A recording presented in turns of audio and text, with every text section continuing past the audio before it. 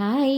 முள்ளங்கியே பிடிக்காதுன்னு சொல்கிறவங்களுக்கு கூட முள்ளங்கி பொரியல் இப்படி செஞ்சு கொடுத்து பாருங்க, விரும்பி சாப்பிடுவாங்க. சரி வாங்க, முள்ளங்கி பொரியல் எப்படி செய்யறதுன்னு பார்ப்போம். ஃபர்ஸ்ட் முள்ளங்கியை தோல் சீவி இந்த மாதிரி சின்ன சின்னதாக கட் பண்ணிக்கலாம். முள்ளங்கியில் கால்சியம், பொட்டாசியம், வைட்டமின்ஸ்னு நிறைய ஹெல்த் பெனிஃபிட்ஸ் இருக்குங்க. முடிஞ்ச வரைக்கும் இதை அடிக்கடிக்கு உணவில் சேர்த்துக்க பாருங்கள். இப்போ ஒரு பெரிய வெங்காயம் எடுத்து அதையும் சின்ன சின்னதாக கட் பண்ணிக்கலாம். நம்ம முள்ளங்கி கீரையை கூட இதே மாதிரி பொரியல் செஞ்சு சாப்பிடலாம், ரொம்ப நல்லா இருக்கும்.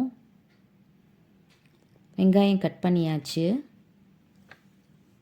ஒரு பேனில் கட் பண்ணி வச்சுருக்க முள்ளங்கியை சேர்த்து வதக்கிக்கலாம். ஆயிலெலாம் போட வேண்டாம், ஏன்னா சிலருக்கு முள்ளங்கி சாப்பிட்டா கோல்டு பிடிச்சிக்கோன்னு சொல்லுவாங்க. இந்த மாதிரி வதக்கி சாப்பிடும்போது கோல்டு பிடிக்காது. இப்போ முள்ளங்கி நல்லா வதங்கிடுச்சு. இதை தனியாக எடுத்து வச்சுக்கலாம். ஒரு பேனில் தேவையான அளவு எண்ணெய் சேர்த்துக்கலாம். எண்ணெய் சூடானதும் கடுகு, சீரகம், கடலைப்பருப்பு, கருவேப்பிலை, பச்சை மிளகாய் சேர்த்து தாளிச்சுக்கலாம்.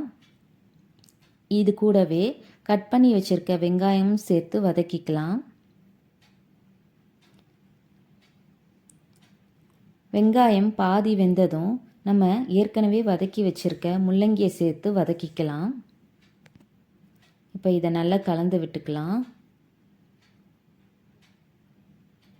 இது கூடவே ஒரு ஸ்பூன் உப்பு சேர்த்துக்கலாம். 1/4 ஸ்பூன் மஞ்சள் பொடி சேர்த்துக்கலாம். இப்போ இதையெல்லாம் நல்லா ஒன்றா சேர்ந்து கலந்து விட்டுக்கலாம். ஒரு ஜாரில் தேங்காய், வரமிளகாய் சேர்த்து கொரகொரப்பாக அரைச்சி எடுத்துக்கலாம்.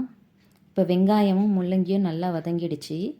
நம்ம அரைச்சி வச்சுருக்க தேங்காவை இதில் சேர்த்துக்கலாம். இதையெல்லாம் நல்லா கலந்து விட்டுக்கலாம்.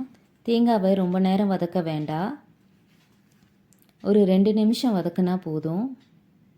இப்போ நம்மளோட முள்ளங்கி பொரியல் சூப்பராக ரெடி ஆகிடுச்சு. இதை ஒரு பவுலில் ட்ரான்ஸ்ஃபர் பண்ணிக்கலாம். உங்களுக்கு பிடிச்சிருந்தா லைக் பண்ணுங்கள், ஷேர் பண்ணுங்கள், சப்ஸ்கிரைப்